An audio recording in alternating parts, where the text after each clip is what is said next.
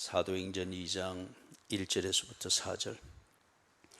오순절날이 이미 이름에 그들이 다 같이 한 곳에 모였더니 홀연히 하늘로부터 급하고 강한 바람 같은 소리가 있어 그들이 앉은 온 집에 가득하며 마치 불의 혀처럼 갈라지는 것들이 그들에게 보여 각 사람 위에 하나씩 임하여 있더니 그들이 다 성령의 충만함을 받고 성령이 말하게 하심을 따라 다른 언어들로 말하기를 시작하니라.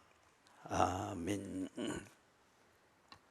오늘 읽은 이 본문을 통하여서는 오늘 다룰 부분은 1절에 나오는 것, 오순절 날에 성령이 임하셨다. 그래서 오순절 날에 왜 성령이 임하셨는가, 이 부분에 좀 집중을 하도록 하겠습니다. 그리고 다음 주일에는 그때 임했던 그 성령, 다시 성령이 임하시던 그 현상에 대하여서 다음 주일은 또 그 본문을 또 집중적으로 다루도록 하겠습니다. 우리가 존경하는 그 교회, 우리나라의 현대 교회 역사, 여기서 우리가 존경하는 목사님들이 몇 분 계시죠. 소천하셨죠, 당연히. 그 중에 한 분이 고 옥환은 목사님. 참 존경을 받아 마땅하고 지금 이렇게 어려운 영성에 참 계셨으면 좋았겠다 싶은 그런 큰 인물이기도 하죠. 이분이 소천하시고 난 뒤에 사랑의 교회가 큰 어려움을 겪었습니다. 한 5만여 명 되던 그 교세가 옥하는 목사님이 소천하시고 난 뒤 그 후임으로 오신 오정현 목사님이 잘 해 나가셨는데, 그런데 교인들 사이에서는 이게 분열이 일어나기를 시작했습니다. 그리고 나중에는 이게 아주 극한 대립으로 갔죠. 그 극한 대립으로 가는 대척점을 이루는 쌍방은, 한쪽은 옥하는 목사님이 목회하시던 그 제자훈련의 정신, 그리고 그 제자훈련에 따른 아주 개인적인 진실한 그 신앙 고백에 근거한 교회 생활, 이게 유지되어야 되고, 그런데 새로운 목사님의 목회를 통해서 이게 쇠퇴되는 것 같다는 느끼는 이 사람들이 한 부류를 이루었습니다. 우리는 옥하는 목사님의 제자훈련의 정신을 이어가는 목회를 원한다. 또 다른 한편, 새로 오신 오정현 목사님을 통해서 교회가 이미 초대형 교회임에도 불구하고 또 엄청난 숫자적 부흥을 했습니다. 그분의 특히 이 찬양의 달란트, 그냥 목소리만 좋다고 해서 그게 찬양의 달란트가 되는 건 아니죠. 그렇게 해서 아주 큰 관심을 일으키면서 많은 사람들이 교회에 몰려왔습니다. 그런데 옥하는 목사님의 제자훈련 이 체질과 그것이 만든 그들의 신앙생활관과 그 다음에 이게 성경적이다 아니나를 판단하는 이 프레임이 딱 형성되어 있는 이 사람들 눈에는 이거는 옳지 않은 것으로 보였습니다. 반면에 오정현 목사님을 통하여서 빨리 적응이 되어진 다수의 그 교인들은 새로운 패러다임으로 나가야 된다, 또는 이게 얼마나 역동적이냐, 그리고 뭔가 초대형 교회면은 대외적인 그런 사역을 통해서 교회의 책임도 하고 그리고 교회의 활기도 불어넣어야 된다. 양쪽 다 일리가 있습니다. 그런데 타협점이 없었습니다. 그래서 이거는 서로 옳게 여기는 이걸 가지고 오정현 목사님을 지지하는 쪽은 옥하는 목사님을 지지하는 이 파에 대하여서 고정관념이고 기득권을 유지하고 어떤 이런 것으로 정죄하게 되었고, 그리고 옥하는 목사님의 이 정신을 이어받아야 된다라고 주장하는 이분들은 또 이쪽이 사랑의 교회의 제자훈련을 오도하고 있다, 신앙의 본질에서 벗어난다는, 급기야 이 정적까지 하면서 분열이 됐습니다. 그래서 결과적으로는 오정현 목사님, 현재 담임 목사님, 그분들이 뭐 절대 다수죠. 그래서 새로 지은 그 건물에서 사랑의 교회의 주류로 이루면서 지금 계속 진행이 되고 있고 교회는 더 커졌습니다. 반면에 옥하는 목사님의 제자 훈련의 정신을 지지하던 이분들은 한 몇 명 정도인지는 모르겠습니다. 뭐 한 2, 3천 명 되겠죠. 그렇게 해서 이전에 사용하던 그 사랑의 교회 건물, 이것을 그들의 소유로 해서 거기서 예배를 드렸습니다. 둘은 나뉘어졌고 사랑의 교회에서 갈려진 이 두 교회는 서로 적대적 관계에 있습니다. 개별적으로는 나름대로들 진신령과 진정의 예배를 드린다 하고 그렇게 하긴 한데, 그러나 이 둘은 서로 정죄하는 그 관계가 됐습니다. 왜 그런 결과가 초래되었을까요? 옥하는 목사님이 결코 그런 것을 가르치지 아니했을 겁니다. 그리고 오정현 목사님도 결코 그것을 바라는 목회를 하고 계시는 게 아닌 게 분명할 겁니다. 그런데 어느 부분이 해결이 되어지지 못해서 1차적인 문제는 그들이 옥하는 목사를 추종하는 그들의 종교가 되어버렸습니다. 오정현 목사님 스타일을 추종하고 이것을 어떤 면에서는 성경에 위치해 놓는 오정현 목사의 종교를 오정현 목사님이 만들었다기보다 그를 맹신하고 맹목적으로 존경하는 그 무리들이 그 종교를 만들어 버린 겁니다. 그렇기 때문에 이 두 종교 간에 대화가 있을 수가 없습니다. 내가 옳기 위해서는 나를 정죄하는 상대방이 죽어야 되는 이런 게 되어버렸습니다. 옥하는 목사님도 성령을 가르쳤고 오정현 목사님도 찬양 콘서트를 하고 할 때 성령의 기름 부어주심을 강조하는 분이었습니다. 그야말로 그 두 분이 이어가면서 목회를 하면서 5만여 명이 되는 그 성도들에게 이들이 가르친 대로 성령이 임했고 그 성령의 충만을 통해서 그들이 진정 예배와 교회의 머리 대신 예수를 바라보는 이게 세워졌다고 하면은 그들은 결코 그런 문제로 싸우지 않았을 것입니다. 그들에게 성령을 통하여 하나님을 섬기는 것을 그냥 생을 바쳐서 가르친 그 목사님들의 그 의도를 그들은 깨닫고 소천한 목사는 잊어지되 그들이 가르쳤던 하나님은 더욱 생생하게 새기면서 하나님의 자녀된 이 공동체를 위해서 그들은 하나가 되었을 것입니다. 성령을 말했으나 그리고 성령을 배웠으나 그 분쟁이 일어날 때에 적어도 그 현장에는 그들은 성령의 지배를 받는 것이 아니라 그들 나름대로 만든 그 종교의 지배를 받았습니다. 그래서 깨어졌습니다. 왜 성령의 세례를 받아야 하나? 예수님께서 그들에게 성령의 세례를 받도록 기다리라고 했잖아요. 그죠? 1장에 있는 것처럼 이 제자들이 성령의 세례를 받지 아니하고는 예수의 증인이 될 수가 없습니다.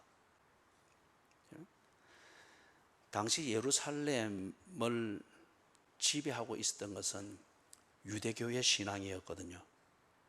그래서 이 유대교의 교리와 유대교의 영성, 이것으로서 여호와를 섬기는 그게 어떻게 되어야 된다 하는 게 딱 고정화되어 있었고 이게 예루살렘 전체 분위기를 지배하고 있었습니다. 그런데 이 120명 그 중에서 예수의 증인이 되기 위해서 내가 총대를 매겠습니다. 자원한 12명 즉 사도들, 그들이 열정적인 헌신 그리고 목숨까지 내놓으면서 순교라고 하는 이 결과를 만들기까지 헌신을 할지라도 예루살렘을 지배하고 있는 유대교 종교를 그들이 꺾을 수가 없습니다. 자, 그래서 지금 이 유대교의 교리와 영성과 전통과 교세를 가지고서 예루살렘을 지배하고 있는, 이래 하는 것이 여호와를 섬기는 신앙이고 이게 바른 신앙이다 라고 만든 그 지배적인 분위기, 이걸 저는 예루살렘의 영이다 이렇게 표현을 하면서 설교를 이어가도록 하겠습니다. 자, 그러면은 왜 이 예루살렘 여기에 성령이 임하는데, 성령의 세례가 임하는데 왜 이게 오순절에 임해야 되나? 이게 그냥 우연이 아니다는 거예요. 오순절의 날에 성령이 임하였더라. 왜 오순절에 임하나? 뒤에 가면서 자세히 설명을 하겠습니다만, 간단히 말하면 1절에 말하는 오순절의 날에 예루살렘에서 이루어지는 그 모든 풍경, 이것이 예루살렘의 영을 보여줍니다. 예루살렘의 종교가 뭔지, 영성이 뭔지, 그들이 말하는 여호와의 신앙이 뭔지, 그걸 한눈에 쫙 보여주는 것이 지금 오순절 절기를 지키는 이 풍경입니다. 자, 이 오순절에서 그 절기를 지키는 이 내용을 들여다볼 때에 그들이 말하는 신앙의 본질이 뭔지, 관심이 어디에 있는지, 그들이 정말 성경을 믿는지, 성경에 관한 유대교의 해석을 믿는지, 이게 적나라하게 확인이 되어지는 그 현장입니다. 그렇기 때문에 이 오순절의 날에 예루살렘의 영이 뭔지, 그들의 예루살렘에서 하는 신앙생활의 본질이 뭔지, 이것이 확 드러난다. 그런데 내용을 들여다보니까 이거는 하나님을 철저하게 오도하는 것이며, 하나님을 섬기는 같은 모양새를 가지고서 성경을 오히려 체질적으로 오도하는 그런 내용일 것 같으면 이 예루살렘의 영을 부수는 것이 나타나야 됩니다. 사도들의 힘으로는 이게 안 부서집니다. 예루살렘의 영일 것 같으면 이것을 부수뜨릴 수 있는 것은 하나님의 영, 성령이 부수입니다. 그래서 오순절에 성령이 임하시는 겁니다. 다른 말로 말하면 성령의 충만이 그때에 임하는 거죠. 자, 조금 더 자세히 들어보면은 예루살렘의 영이 무엇인가, 아니면은 무엇이 예루살렘의 영을 구성하고 있는가, 이걸 봅니다. 먼저 예루살렘의 영이 무엇인가 조금 더 자세히 살펴보면은 사람들의 이 신앙심을 지배하는 종교적인 힘입니다. 옥하는 목사님 소천 후에 사랑의 교회의 대다수의 이 교인들을 지배했던 것은 옥하는 목사님에 대한 종교적인 흠모, 인격적인 경외심, 인간적인 경외심, 그 다음에 사랑의 교회를 오던 그대로 유지하고자 하는 공동체 의식에 근거한 의리, 이런 것이 한동안 사랑의 교회를 지배하던 그들이 말하는 영성입니다. 그 중심에 교회의 머리 대신 그리스도와 그분께 복종하고자 하는 이 중심이 잠시 없었습니다. 그렇기 때문에 지금 그 파벌이 생겼듯이 예루살렘의 영, 그것은 사람들의 신앙심을 지배하는 종교적인 힘, 유대교죠. 그런데 이 유대교에서 파생되어져서 지배하고 있는 그들의 아주 간절하고 절실하고 경건하게 보이는 그 종교적인 힘이 가만히 오순절날 적나라하게 드러난 그 전체 광경을 보니까 그들은 하나님의 뜻을 왜곡하고 있습니다. 종교적 분위기는 굉장히 열정적인데, 그런데 하나님의 뜻은 왜곡하고 있습니다. 하나님의 뜻이 뭐죠? 하나님의 뜻은 예수님이 분명히 말씀했습니다. 아버지의 보내신 자를 믿는 것이 아버지의 하나님의 뜻이라고 했습니다. 하나님의 뜻은 열정이나 또는 목이라도 내놓을 수 있는 감동적인 열정이나 희생, 그게 아니고, 그죠? 그게 필요하다면은 그것을 자연스럽게 만들어낼 수 있게 하는 그 근본적인 원인, 그게 뭐죠? 아버지의 보내신 자를 믿는 것이라고 했습니다. 아버지의 보내신 자, 지금 그들 눈앞에 있고 얼마 전에 그들이 죽여버렸던 나사렛 예수입니다. 이 예수를 아버지의 보내신 자, 즉 메시아로 인정하면서 그분을 인정함에 있어서 유대 종교가 지배하고 있는 그 힘이 충천해 있는 예루살렘에서 예수를 인정하는, 예수가 아버지께서 보내신 메시아다, 이것을 인정하는 것 때문에 그 도시에서 목숨을 내놓는 대가를 치러야 되면 기꺼이 그것을 치루어서라도 예수가 메시아인 것을 고백하고 인정하는 것, 이게 하나님의 뜻입니다. 그런데 예루살렘 이 사람들은 그들의 종교적 열정을 가지고서 예수를 참남한 자라 하여서, 즉 신성 모독을 하는 자라, 이 죄명을 씌워서 그들은 예수를 죽여버렸습니다. 그러면서 그들이 주장했습니다. 자기들이 하는 것, 그것이 곧 하나님의 뜻이고 그들은 하나님을 순종하고 있다라고 자부했습니다. 예루살렘의 영입니다. 무엇이 그럼 그들로 하여금 이런 영에 사로잡히게 만들었는가?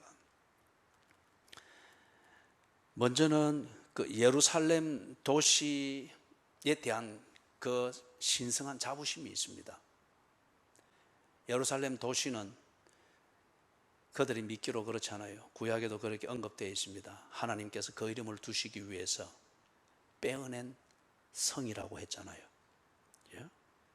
그리고 그 성을 중심으로 하여서 여호와를 섬기는 이스라엘이 갖추어지고 형성되고 그리고 다듬어졌습니다. 그렇기 때문에 그들은 어느 때부터인가 예루살렘에서 이렇게 한다고 하면은 그거는 교과서가 됩니다. 예를 들어 예루살렘에서는 이렇게 기도한다 하면 다 그렇게 기도해야 하는 것이 옳은 것이 됩니다. 예루살렘에서는 이 날에 예배를 드린다라면은 예루살렘과 다른 날에 예배를 드리는 것은 다 틀리게 여겨지게 됩니다. 왜냐하면 예루살렘은 하나님이 정하신 거룩한 성이라고 하는 그들의 이 믿음이 그들로 하여금 예루살렘에서 하는 대로 하는 것이 하나님의 뜻을 행하는 것이다, 그렇게 믿는 도구마가 형성이 됐습니다.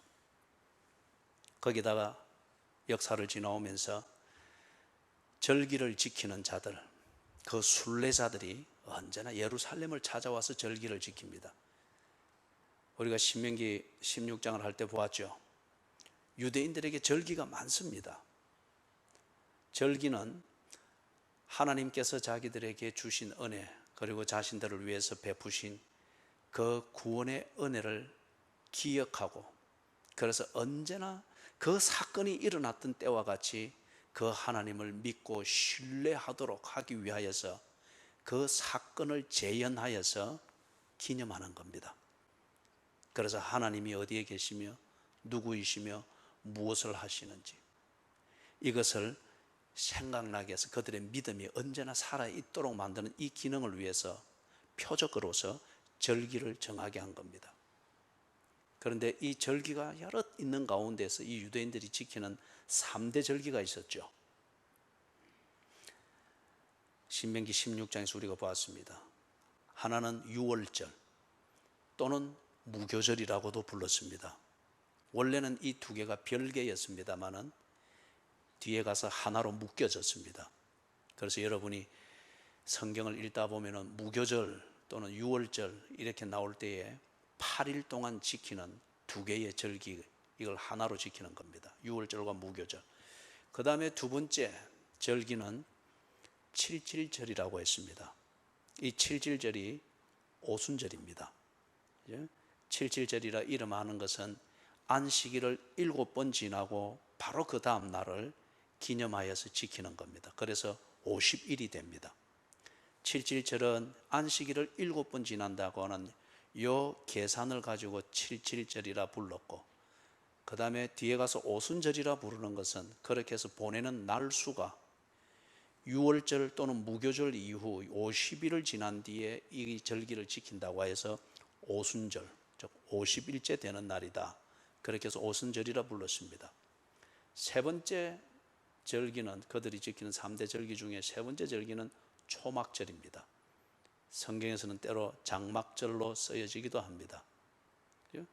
그래서 이 세 가지의 절기를 지킬 때는 이 사람들이 순례의 길을 떠납니다. 예루살렘에서 지키기 위해서. 그래서 구약시대 때에 명령하기를 이 절기를 지킬 때에는 하나님이 그 이름을 두시기 위하여서 택하신 곳에서 절기를 지키라고 했습니다. 6월절이 애초에 시작될 때, 무교절이 애초에 시작될 때는 자기들 집에서 지켰습니다. 그런데 이게 점점 사람이 많아지고 사는 구조가 조금 복잡해지면은 다 제 소견에 옳은 대로 하고 형편대로 하잖아요. 그럴 때에 이 절기가 오도되어지면은, 그렇잖아요. 표지판이 잘못 기입되면은 차들은 다 엉뚱한 데로 가게 됩니다. 절기는 그 역할을 하거든요. 그래서 이런 오도가 생기지 않도록 하기 위해서 후대에 가서는 하나님이 그 이름을 두시려고 택하신 곳에서 이 절기를 지키라고 했습니다. 그래서 뒤에 솔로몬 때에 성전이 지어지고 난 다음에는 성전이 있는 예루살렘으로들 갔습니다. 이걸 보고 우리는 순례의 길이라고 했습니다. 그리고 이 절기를 지키기 위해서 예루살렘으로 가는 이 사람들을 순례자들이라 그렇게 불렀습니다. 예루살렘이 이 3대 절기를 지키기 위하여서 찾아오는 순례자들, 그들이 허투른 마음으로 오겠어요? 지극정성을 다해서 옵니다. 그리고 그곳에서 하나님을 만나며 하나님께 이 예물을 드린다는 진정한 이 예배의 중심으로 그들은 찾아옵니다. 그렇기 때문에 그들에게 있어서 예루살렘은 신성한 곳이고 하나님을 만나는 곳이고, 그들에게 있어서 예루살렘은 곧 거룩입니다. 그런데 이 절기를 지키는 이 전통들이 뒤에 가서 이제 이래 예루살렘의 이 중심을 삼는 이 신학과 오도된 영성 때문에 절기 자체가, 예루살렘에서 지내는 이 절기 자체가 조금씩 변질이 되면서 그 절기를 두신 근본 목적, 이것이 오도가 되어집니다. 자, 여러분 여기를 잘 생각하세요. 예루살렘 성이라고 하는 이 자체가 그들에게서는 거룩이며 하나님의 뜻이며, 여기서 하는 것은 곧 하나님을 바로 섬기는 교과서 취급을 받았습니다. 반면에 이 예루살렘의 분위기와 문화를 통해서 절기를 지키는 이 문화와 내용이 변질이 되었습니다.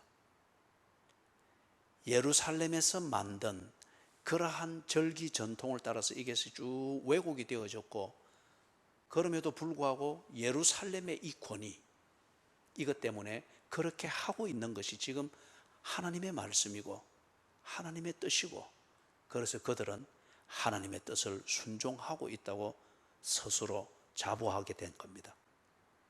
총체적으로 오도됐죠. 이럴 때는 여러분, 정신을 바짝 안 차리면은 무엇이 잘못되었고 무엇이 틀린지 분간이 안 됩니다. 단지 내가 쏟아내는 나의 주관적인 신앙의 열정, 그리고 그것에서 그 예루살렘 도성이 만들어서 내게 씌워주는 종교적 신비감, 그리고 동기부여, 이것으로서 뭔가 충족감을 느낄 때에 언제나 은혜 받았다 그리 말하죠. 그리고 하나님을 만났다 그리 말하고, 그렇기 때문에 내가 하고 있는 것은 올바른 신앙생활이고 나는 할 것을 하고 있다고 꼭 진짜와 같은 착각 속에 빠지게 만든단 말이에요.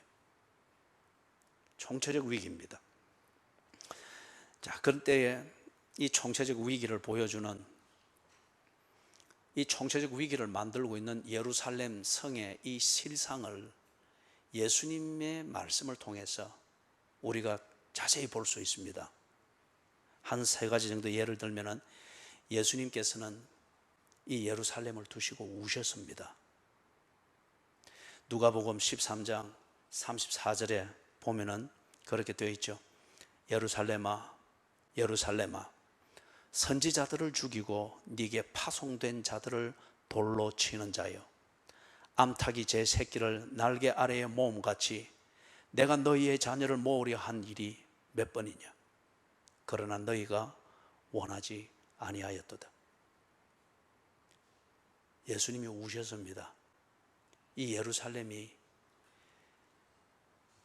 여호와의 신앙의 이름으로, 그리고 이것이 성경이라고 하는 그런 명분을 갖다 붙이면서 정작 하나님의 뜻을 전달하는 선지자들을 이단으로 몰아서 죽였습니다. 급기야는 하나님의 보내신 자, 그들이 알고 있는 구약에 약속된 메시아로 오신 이 예수를 신성 모독한다 하여 참남죄를 씌워서 죽였습니다. 그래서 이 예루살렘이 그 겉으로 보는 신성함과 종교적 신비감과 그리고 절대 다수와 이 힘을 이루고 있는 유대교적 교리와 영성을 가지고서 자기들로서는 이게 옳다라고 말하나 정작 총체적으로 오도를 하고 있습니다. 그래서 예수님이 예루살렘을 두고 우셨습니다. 뒤에 가서는 예수님께서 이 예루살렘의 실상을 심장부를 덜추어내어서 사람들이 보게 했잖아요. 그게 뭡니까? 성전을 청결케 하는 사건이었습니다. 유월절을 지키기 위하여서 예수님도 순례의 길을 따라서 갈릴리에서 갔죠. 그래서 순례자들이 가면은 반드시 성전에 들려서 제물을 드려서 제사를 드립니다. 그때 이 순례자들이 제물을 가지고 가야 됩니다. 먼 길에 양을 끌고 가고 소를 끌고 가고 또는 곡식을 지고 갈 수가 없으니까 성전 근처에 가면은 거기서 제사용 양을 구하고 비둘기를 구할 수가 있었습니다. 이걸 성전을 맡은 자들과 관리하는 자들이 여기에 상수를 부려가지고 여기에 또 편리주의까지 더해가지고 순례자들이 오면은 그들이 찾는 양을 성전 뜰에 딱 구비를 해놨습니다. 그리고 이게 시스템화되어서 나중에 장사가 되었습니다. 소위 우리가 뭐 백화점이든지 어떤 쇼핑센터에 가게를 하나를 내려고 하면은 거기 가서 입찰을 하고 그리고 조건을 받고 그리고 나는 거기서 장사하고 그 다음에 조건대로 나는 세를 내고 그랬죠. 그렇게 하죠. 그것처럼 된 거예요. 그래서 성전을 관리하는 책임자들이 구역을 정하고 거기에 한 구역에서 자기의 좌판을 펴면은 성전에 얼마를 내고 그리고 수입에 얼마를 내고, 동시에 양을 제공하고 하는 것은 성전에 관리하는 쪽에서 제공을 하고, 그러면 이문은 여기서 다 붙여 묶는 거예요. 이 부분에 대해서는 여러분이 성경 통큰 통독 성경 읽기 할 때 여러분은 이걸 자료와 함께 자세히 배웠을 겁니다. 집에 돌아가시면 그 부분을 다시 한번 읽어보십시오. 자세한 그 역사적 상황을 거기에 잘 설명하고 있으니까 그것을 살펴보시면 되겠습니다. 그러니까 이 성전이 하나님을 예배하는 자들, 만민이 와서 기도하는 집으로서 그렇게 준비되고 그 기능을 하고 있는 것이 아니라 이 성전을 가지고서 예루살렘의 영이 어떻게 오도를 하고 있습니까? 순례자들은 고객으로 보고 있고 절기들은 성수기로, 돈을 버는, 성전의 수입을 올리는 돈을 버는 성수기로 보고 있는 거예요. 이것에 대해서 순례자들은 자기의 신앙의 순수함을 가지고 가서 예루살렘에서 하는 것, 특히 예루살렘의 핵심이 되는 성전에서 하는 것은 곧 하나님의 뜻이고 이것이 성경이다. 순례자들의 순수한 마음으로 그대로 합니다. 비판이 없습니다. 문제의식이 없습니다. 그들은 순수하니까. 그러나 그러므로 체질적으로 총체적으로 오도가 되어져 버린 겁니다. 자기들로서는 하나님을 순종하여 일이 한다 하나 실제적으로는 하나님으로부터 멀어지는, 감각을 잃어버리는 이게 점차 배이게 된 겁니다. 그래서 예수님이 성전 내부를 엎어버렸습니다. 정확히 말하면 이방인의 뜰, 거기에 이 장사꾼들이 상을 차려놨거든요. 예수님께서 엎어버렸습니다. 이게 뭐냐? 너희들은 지금 하나님의 영에 의하여서 지배를 받는 하나님의 백성, 하나님의 공동체가 아니라 예루살렘의 영으로 일컬어질 수 있는 너희들의 종교를 가지고서 하나님의 이름을 팔아서 너희들의 종교적 이권을 취하고 있지 않느냐. 예루살렘은 하나님의 도성이 아니라 예루살렘은 하나님을 대적하는 종교의 집단이 되었다. 이걸 예수께서 보여주시고자 했던 거예요. 성전을 청결케 했습니다. 그런 뒤에 누가복음 23장 28절에 보면은 예수님이 잡히시기 바로 직전입니다.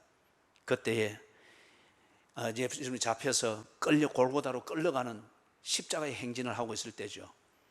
이때 예루살렘의 여인들이 예수를 믿어서 그렇게 하는 여인들이 있겠거니와 또 여인들 특유의 모성애라고 하는 게 있잖아요. 그러면서 예수님을 따라오면서 울고 뭐 어떻게 하고 동정을 할 때 예수님이 뭐라 했습니까?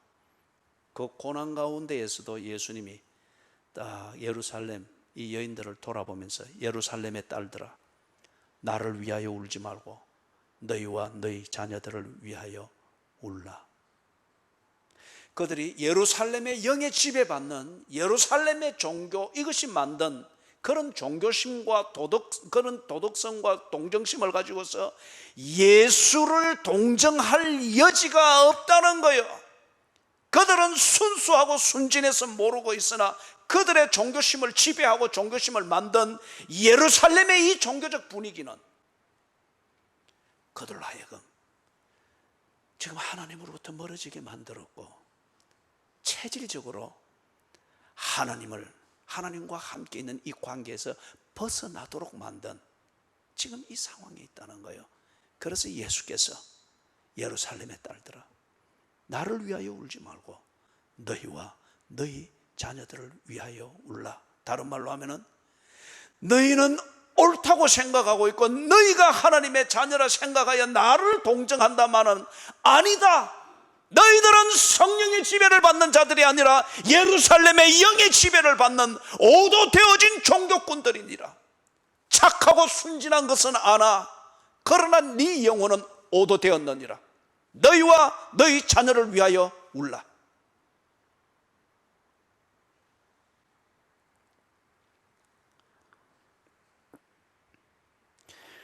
그렇기 때문에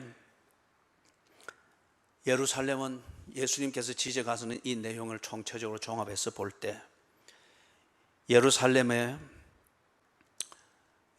종교적인 열정이 충실하고 신비감도 넘치고 늘 성경을 말하고 늘 이마에 기호를 붙이고 미간에 기호를 붙이고 손목에 기호를 메고 문설주와 문지방에 하나님의 말씀 율법을 기록하고 365일 중에 거의 3분의 2가 절기를 지키면서 그들이 여호와의 신앙이라는 이름을 걸고 종교적 그런 행위에 몰입이 되어 있으나, 그러나 예루살렘의 성에 이러한 종교적 열정과 전통은 아이러니하게도 하나님의 나라를 대적하고 있었던 거예요.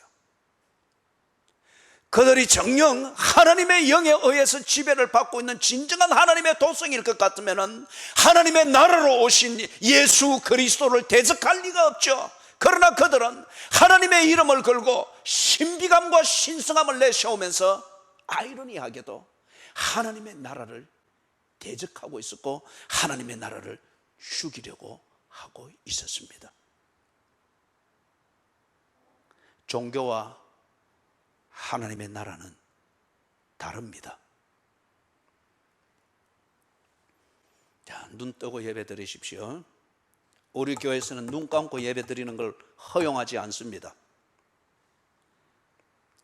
졸면은 발딱 일어서시고 그리고 눈을 딱 뜨고 부릅뜨고 설교를 듣도록 하십시오. 이런 문화가 안 맞으면은 눈 감고 예배 드릴 수 있는 곳으로 가셔야 됩니다.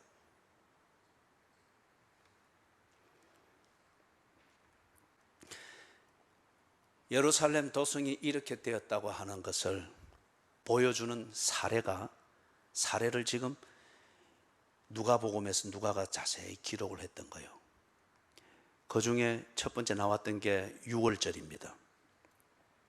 이 유월절을 지키는 이것에 유대인들이 얼마나 열정적이었어요.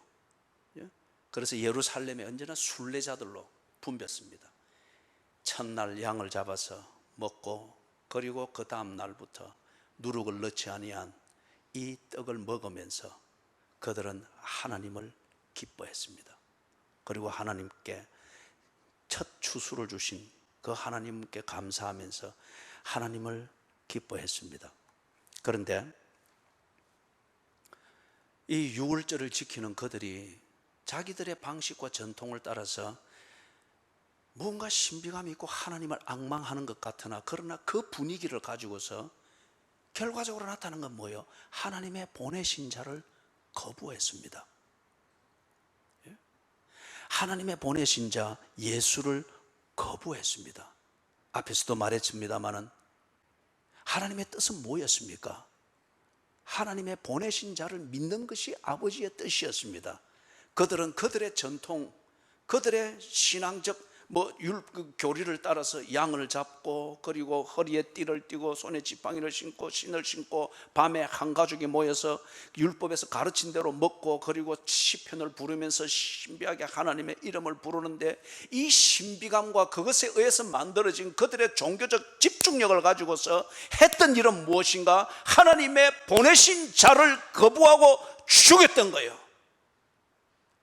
하나님의 이름으로 유월절을 지키는데 거기서 만들어진 신비감과 그들의 종교적 열정을 가지고서 하나님의 뜻을 거부했습니다. 그들은 모르고 했을지 모릅니다.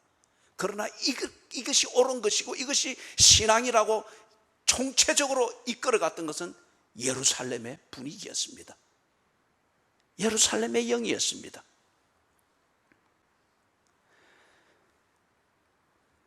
이것을 지배했던 그 중심에는 당연히 유대교가 있었죠.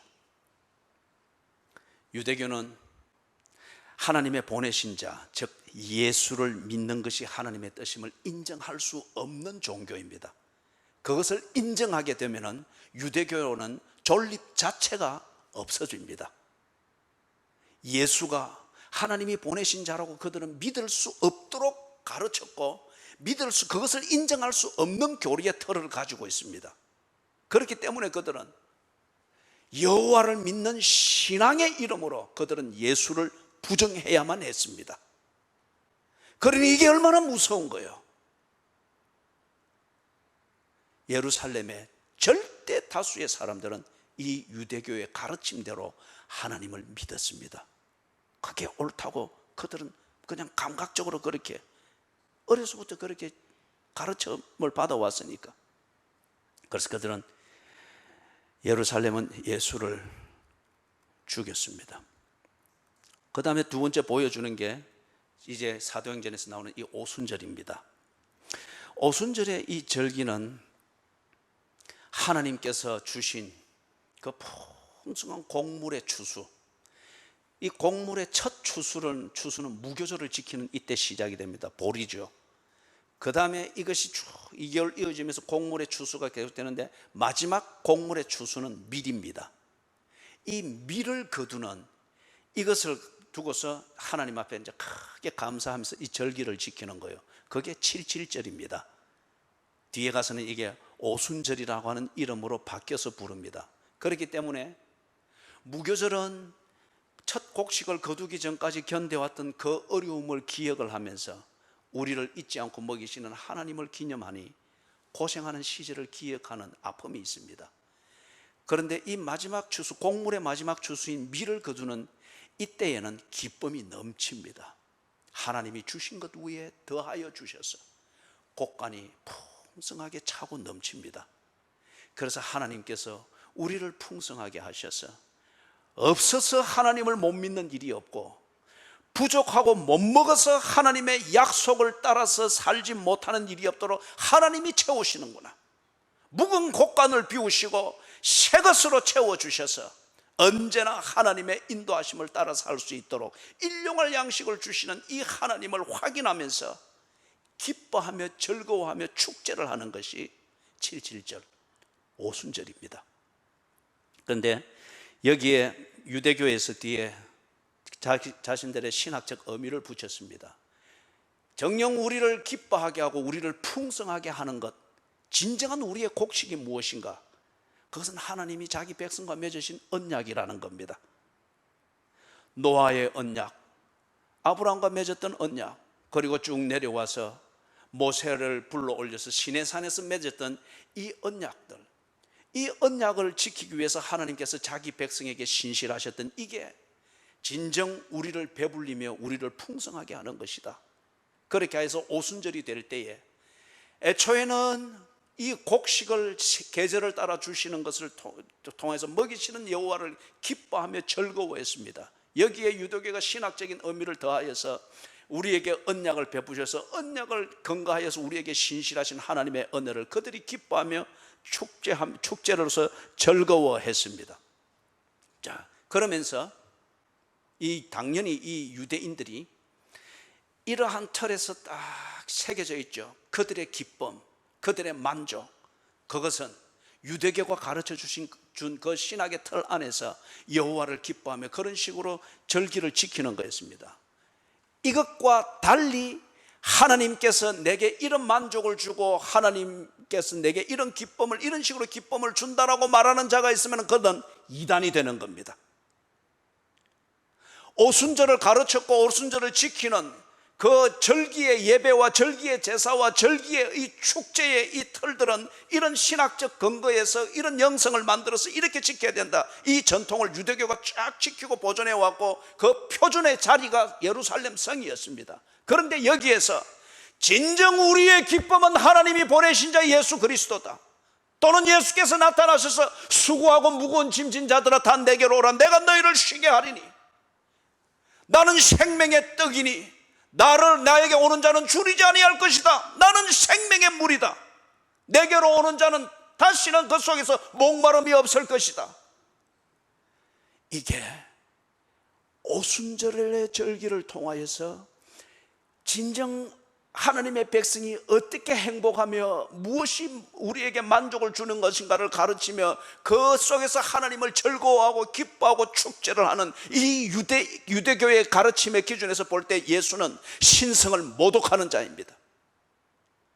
예루살렘의 신학을 뒤틀어 놓는 자입니다. 하나님이 우리에게 주시는 기쁨은 율법인데, 그리고 구약의 언약인데, 그런데 예수께서 내가 율법을 폐하러 왔다, 폐하러 온 것이 아니라 완성시키러 왔다. 그리고 예수께서 설명하는 그 내용은 내가 언약의 완성이다, 내가 바로 그 예레미야를 통해서 너희들의 선조가 받았던 새 언약의 실제이니라. 아버지가 내 안에 내가 아버지 안에 있느니라. 아버지가 내 안에 있고 내가 아버지 안에 있듯이 저들도 나와 하나가 되게 하옵소서. 유대인들의 귀에는 예수께서 이단자로 들립니다. 신성을 모독하는 자로 들립니다. 예루살렘의 영은 여호와를 섬기는 것은 이런 것이고 그를 섬길 때 만족은 이런 것이다라고 가르치는데, 예수께서 나타나셔서 내가 곧 길이요 진리요 생명이라고 말하는 거요, 내가 생명의 떡이라고 말하는 거요, 내가 생명의 물이라고 말하는 거요. 그렇기 때문에 유대교가 가르치는 대로 예루살렘의 영이 만든 그 영성으로 들어가지 말고 내게로 오라고 합니다. 예루살렘의 영을 지배하도록 만들었던 유대교와 예수가 대척점이 만들어집니다. 예수님이 이단자로 몰립니다. 자, 그렇기 때문에 성령의 세례가 오순절의 날에 임해야 될 이유가 여기에서 분명해집니다. 오순절의 날의 이 축제를 통해서 그들의 영성의 실체가 무엇이며 그들의 믿는 바가 무엇이며 그들의 믿음의 근거가 어디에 있고 그들이 주장하는 것을 옳다고 인정하는 권위가 무엇인가를 오순절은 적나라하게 드러내고 있습니다. 그들은 만족을 누리고 만족을 즐기고 있습니다. 그러나 그들이 누리는 만족과 기쁨의 그 핵심에는 예수가 없습니다. 예수를 보내신 아버지의 뜻이 그 안에 없습니다. 그런데 예수께서 나타나셔서 하나님의 나라, 예루살렘은 지금 하나님의 나라가 아니라 예루살렘의 영의 지배를 받고 있는 종교의 도시가 되었다. 단지 너희들은 여호와의 이름이라고 하는 이 가면으로 쏟고 있을 뿐이다. 그 실제의 내용은 하나님의 나라를 대적하고 있는 예루살렘의 종교이며 예루살렘의 영일 뿐이다. 이것을 드러내기를 원하는 거예요. 그래서 그들이 만족을 누리며 그 안에서 하나님을 나름대로 축제하고 즐거워하고 제사하고 있는 이 오순절에 그들의 영과 확연하게 다른 성령을 보내시겠다는 겁니다. 하나님의 영이 충만하게 임했을 때 예루살렘이 하나님의 영, 하나님 나라 안에 있는 하나님의 백성일 것 같으면 거기에 이질감이 없을 것입니다. 오히려 오는 신랑을 맞이한 슬기로운 다섯 처녀와 같이 시너지가 일어날 겁니다. 그러나 성령이 오셨을 때에 예루살렘의 충만한 이 종교적 분위기가 성령에 의하여 지배를 받는 것이 아니고 하나님의 이름을 빌어서 그들의 이권을 챙기기 위해서 만든 종교일 것 같으면 성령과 예루살렘은 전쟁 관계가 될 것입니다. 이걸 위하여서 예수께서 오순절 날에 성령을 보내시는 겁니다. 사랑하는 여러분, 요엘 선지자를 통하여서 미리 예언을 했죠. 그 후에 내가 내 영을 만민에게 부어주리니 너희 자녀들이 장래일을 말할 것이며 너희 늙은이는 꿈을 꾸며 너희 젊은이는 이상을 볼 것이라고 했습니다. 요엘서 2장 28절입니다. 예루살렘 도성 안에 많은 설교가 있었고 수많은 성경 공부가 있었고 수많은 목숨을 내놓고 헌신하고 있는 수많은 종교인들, 바리새인들, 사두개인들, 서기관들 수많은 자들이 있었고 언제나 거기는 순례자들의 발길이 끊어지지 아니었고 그 순례자들은 순전하고 순수하게 목을 내놓는 것을 아까워하지 않는 그런 자들이었습니다. 넘치는 설교, 넘치는 성경 공부, 신비감이 넘치는 예배들, 그리고 예루살렘 안에서만 해도 예수님 당시에 회당이 300여 개가 있었다고 그렇게 고고학 자료들은 이야기를 해요. 거기마다 다 얼마나 예루살렘에서 만들어진 이 신비하고 신성한 분위기와 그 문화를 따라서 예배가 얼마나 신령하게 드려졌겠어요. 그러나 그들은 요엘 선지자가 예언한 것 같은, 여기서 말하는 것 같은 하나님의 영이 그들 위에 임하여 있지 아니하였습니다. 그렇기 때문에 그들의 자녀들은 장래 일을 몰랐습니다. 운명을 몰랐다는 것이 아니라 그들은 하나님의 하시는 일을 배우지를 못했으며 알 수가 없었습니다. 그리고 그들의 부모들, 늙은이라 말하는 이 부모 세대들은 진정 여호와께서 세우는 가정이 무엇인지를 몰랐습니다. 자녀는 하나님의 소유인 것을 몰랐습니다. 하나님의 나라가 가정에서 어떻게 이루어져야 되는지, 하나님의 나라를 위하여서 하나님께서 내게 맡기신 자녀를 어떻게 키우며 하나님을 위하여서 이들이 어떻게 살아야 되는지 영성을 가르치고 하나님의 말씀을 가르치고 하나님 나라에 있는 하나님의 백성, 신민이 무엇인가를 그들은 가르치지를 못했습니다. 먹여 살릴 뿐이고 챙기고 보호했을 뿐이지 그들은 자녀에 대하여 꿈을 꿀 수가 없었습니다.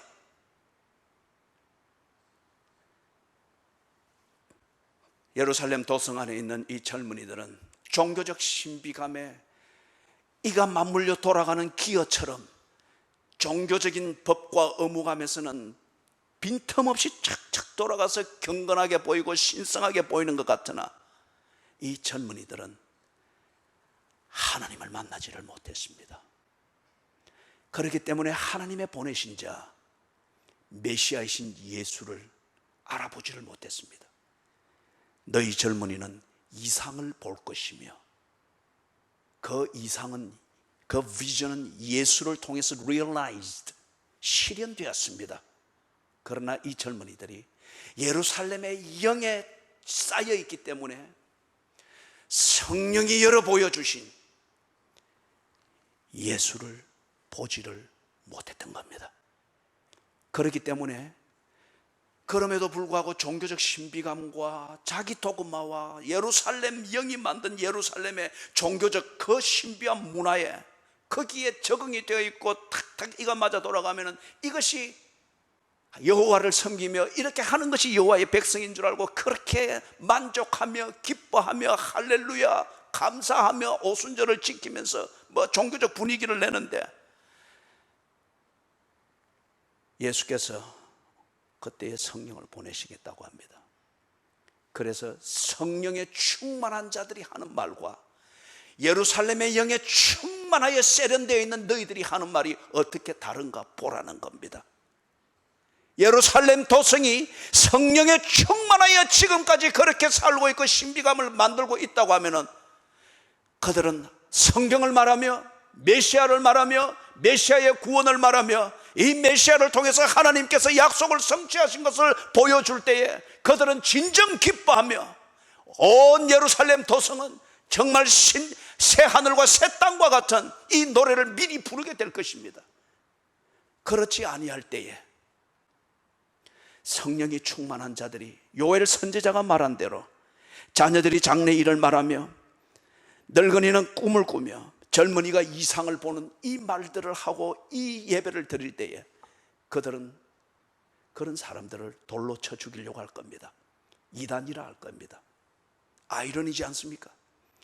예루살렘 도성에 하나님이 그 이름을 두시기 위하여 빼어내어서 택하여 세운 이 도성에 두 영이 싸웁니다. 성령이 오셨는데 싸우는 대척점이 만들어집니다. 왜 이런 일이 일어날까요? 예루살렘 도성은 성령에 충만한 도시가 아니고 예루살렘의 영의 지배를 받고 있는 종교적인 도성이라고 하는 이 실체가 드러났을 뿐입니다. 몇 가지 예를 들으면서 말씀을 마칩니다. 한국 교회의 예루살렘의 영 어떤 것일까요? 지금 한국 교회와 교인들을 지배하고 있는 건 정말 성령일까요? 아니면은 예루살렘의 영의 지배를 받고 있는 것일까요? 1907년 평양 대부흥이라고 말하는 장대현 교회에서 일어났던 대부흥의 시작이 됐죠. 길선주 장로, 뒤에는 길선주 목사님이 됩니다. 한국 최초의 목사님 중에 한 분입니다. 이분이 장로였을 때 어느 날 기도회를 하면서 교인들 앞에서 고백을 했습니다. 나는 죄가 많은 장로입니다. 친구가 죽으면서 맡긴 재물들, 미망인이 재물을 관리하고 하는데 이런데 좀 어설프기 때문에 친구인 이 길선주 장로한테 부탁을 한 거예요. 그런데 이 길선주 장로가 지 맘대로 한 겁니다. 그리고 또 고백하기를 자기는 여자 관계가 온당치 못하다. 그래서 그날 밤 기도회를 마치면서 이 고백을 교인들 앞에 나와서 한 거예요. 그리하면서 이게 시발점이 되면서 새벽 2시까지 이 회개가 이어지고 눈물의 기도들이 이어지고 그러면서 평양 전체에 이 성령의 운동이 이루어졌습니다. 길선주 장로로부터 이것이 시작되기 전에 평양이 많은 선교사님들과 많은 교회들이 세워지고 아주 경건한 분위기였습니다. 그러나 성령이 지배하는 그런 도시는 아직 아니었습니다. 성경에서 배운 도덕성, 거기에다가 여전히 유교적이고 양반 문화가 있는, 거기서 몸에 배있는 매너리즘, 여기에 기독교적 어떤 그러한 것을 씌워가지고 교회에서 그래 행세를 하니 길선주 장로와 같은 게 행세를 할 수가 있었던 거예요. 그런데 그 밤 기도회 끝에 성령이 임했을 때에 그들을 지배하고 있는 영이 성령이 아니라 도둑놈의 영이고 간음을 즐길 수 있는 영이 지배하고 있었던 것을 드러낸 거예요. 그리고 성령이 충만할 때 그때로부터 해서 평양 전체, 그게 1907년 평양 대부흥 운동의 실체입니다. 지금 우리 한국 교회를 지배하고 있는 영은 성령일까요? 교인들이 교회의 예배 문화, 졸아도 편안하게 자고 갈 수 있는 교회, 또는 사람이 많으면은 내가 하고 있는 사업에 어떤 유익이 있겠지, 그런 식의 얽히고 설키는 성도의 교제, 교회 건물 이게 편안해 아니야? 목사님의 설교 스타일이 어떠냐? 설교가 기냐 짧으냐? 어떤 이런 여러 가지 이런 것들을 가지고서 교회를 여리저리 하면서 출렁이기도 하고 이합집산이 되기도 하고, 그런 걸 두고서 부흥이니 아니니 그렇게 잣대질합니다. 과연 그게 성령이 지배하고 있고 성령이 충만하다 하면은 그런 것들이 신앙의 본질이 될 수 있을까요? 이게 지금 우리 한국 교회는, 교인들에게는 중요한 문제가 되고 있습니다. 교회를 결정하고 교회 생활을 하느냐 마느냐를 결정하는데 중요한 변수로 작용하고 있습니다. 과연 이 한국 교회 교인들이 성령에 충만해 있어서 그럴까요? 아니면은 예루살렘의 영의 지배를 받고 있기 때문에 그럴까요? 우리 교회에는 예루살렘의 영이 없을까요? 나름대로 대연동에서부터 시작하면 지금까지 우리가 8년째 가고 있습니다. 익숙해진 교인들이 분명히 있을 것입니다. 우리 교회 나름대로 체질이 만들어져 가고 있고, 여기에 익숙해져 있고 익숙해졌기 때문에 자기도 모르게 아니면 고의적으로든지 기득권을 행사하고 있는 자들이 있을 수 있습니다. 그래서 언제나 선생이 되려고 하고 판단자가 되려고 할 겁니다. 이리 하면 안 돼, 저리 하면 안 돼, 어떤 그런 것이 될 수가 있을 것입니다. 과연 그런 사람이 있거나 그런 분위기가 있다고 할 때 그 사람들이 성령의 지배를 받는 것일까요? 아니면 자신의 주관적인, 자기가 몸담은 교회에 대한 애정의 지배를 받고 있는 것일까요? 성령이 나타나 봐야 합니다. 그래야 길선주 장로와 같은 사람이 새롭게 되어지듯이 우리 교회 예루살렘의 영의 지배를 받고 있는가, 한 가지만 더 우리 검증 그걸 통하면 나눔 때도 여러분이 한번 살펴보십시오. 만약에 지금 여기 있는 목사가 사임을 한다. 저는 오늘 아침에 나오면서 아무래도 그냥 나오기가 좀 위태로울 것 같아서 다시 들어가서 제가 자는 자리 그 옆에 무릎을 꿇고 앉아서 하나님께 기도했습니다. 설교하다가 쓰러지지 않게 해주십시오. 그리고 예배 인도하면서 더듬수 놓지 않게 해주십시오. 이걸 위하여서 저를 지켜주십시오. 기도하고 왔습니다. 그래서 그런지 지금 큰 부담 없이 설교를 하고 있습니다. 다른 의미로 말하는 게 아닙니다. 여기에 서 있는 목사가 사임을 하든 변을 당해서 갑자기 없어지든 그럴 때에 목사를 따라서 이 교회를 떠나갈 사람들이 있을 겁니다. 그러면 이것은 첫째는 하나님 앞에서 제가 목회를 참 잘못한 큰 죄인입니다. 두 번째는 그런 의리를 보이는 당신은 성령의 지배를 받는 것이 아니고 지금까지 담임 목사를 당신 주관적으로 신뢰하고 존중하고 좋아하는 그 애정의 지배를 받았을 뿐입니다. 제가 목회를 정말 똑바로 했다고 하면은 내가 한 역할을 통하여서 여기서 만난 그 하나님을 섬기며 하나님이 당부하신 일을 위하여 예루살렘을 떠나지 않고 지켰던 120문도처럼 이 자리를 이어갈 겁니다. 그러나 담임 목사의 거취를 따라서 자신의 교회의 거취도 그렇게 움직인다. 그게 인간적으로는 의리가 있는지 모르나 그 의리를 가지고 가지는 좋은 의미의 충족감과 자기 자신의 위로를 받는 이걸 통해서 당신은 무감각하게 그리고 총체적으로 하나님을 섬기는 자리에서 벗어나 있는 거예요. 그러면 이놈의 목사가 얼마나 죄인입니까?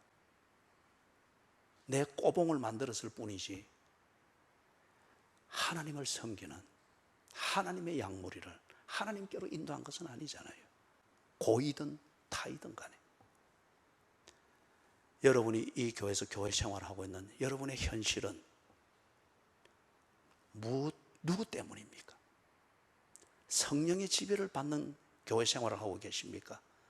아니면은 그 외에 다른 어떤 요인에 관련된 그 영의 지배를 받기 때문입니까? 성령의 충만이 나타나 봐야 합니다. 성령의 충만이 나타나 봐야 합니다.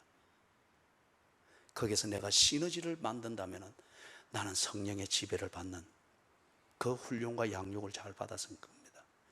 성령의 충만이 나타났을 때 그때에 영적인 알러지 현상이 일어나고 반감이 일어나고 이렇게 되면 길선주 장로처럼 거기서 새롭게 시작이 되어야 됩니다. 사랑하는 여러분, 오늘 나눔을 할 때 예루살렘의 영, 그것이 내게는 없는지, 지금 내가 하는 신앙생활이라는 이것이 예루살렘의 영의 지배를 받아서 나도 모르는 사이 무감각하게 그러나 순진하게 일이 되고 있는 것은 아닌지 현실적이고도 실질적으로 살피도록 하십시오. 사랑하는 여러분, 하나님께서는 약속하신 것을 보내주실 것입니다. 성령의 충만, 이것을 허락하셔서 그리고 내가 몸담고 있는 교회가, 그리고 이 한국 사회가 성령의 지배를 받는 진정한 하나님의 나라로 성장해 가고 있는지, 아니면은 어느 때부턴가 이 한국 교회가 만든 한국 교회의 영, 한국의 영, 이것에 지배를 받으면서 총체적으로 오도당하고 있는지 확인할 수 있도록 하나님께서 성령의 충만을 우리에게 허락해 주실 것입니다. 준비하시기를 주님의 이름으로 축원합니다. 하나님 아버지, 예수 바로 배우게 해주시고 예수 잘 믿게 해주시옵소서. 그래서 하나님 앞에 설 때에 당황하지 않게 하시고 하나님의 일 앞에서 낯설어하지 않도록 해 주시옵소서. 예수님의 이름으로 간절히 기도드리옵나이다.